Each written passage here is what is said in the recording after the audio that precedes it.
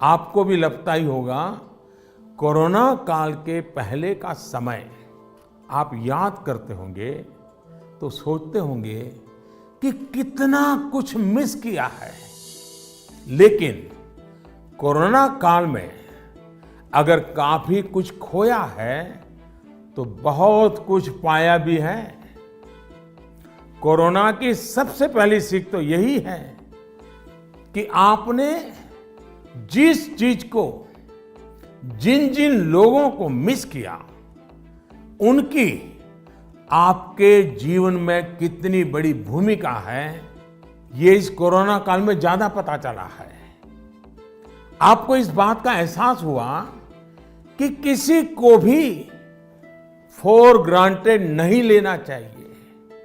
खेलकूद हो, स्कूल में फिजिकल क्लासेस हो, या फिर आपके घर के पास सब्जी बेचने वाले, कपड़े प्रेस करने वाले, पास के बाजार के दुकानदार, जिन लोगों को, जिन बातों को आपने रूटीन समझ लिया था, उनका जब मिस करते हैं तब उनका सबका महत्व हम सबको अनुभव होता है, आपको भी पता चला है।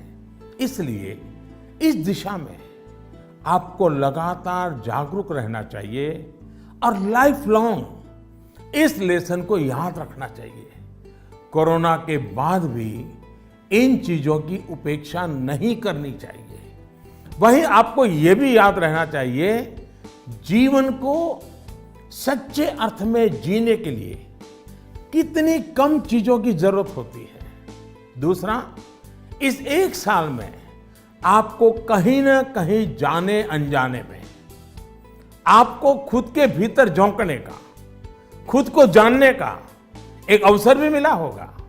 कोरोना काल में एक और बात ये भी हुई है कि हमने अपने परिवार में एक दूसरे को ज्यादा नजदीकी से समझा है। कोरोना ने सोशल डिस्टेंसिंग के लिए मजबूर किया, लेकिन परिवारों में इमोशनल बॉन्डिंग को भी इसने मजबूत किया है। कोरोना काल ने यह भी दिखाया है कि एक संयुक्त परिवार की ताकत क्या होती है, घर के बच्चों के जीवन निर्माण में उनका कितना रोल होता है।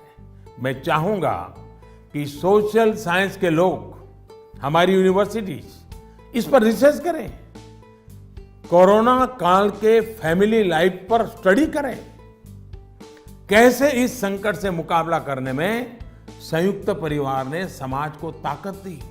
इस पहलू को खंगाले।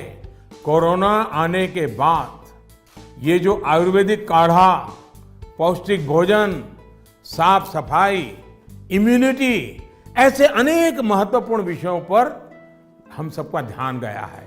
इन सब के लिए लोगों ने जो जो किया, वो अगर पहले से करते आ रहे होते तो शायद परेशानी इससे भी कम होती।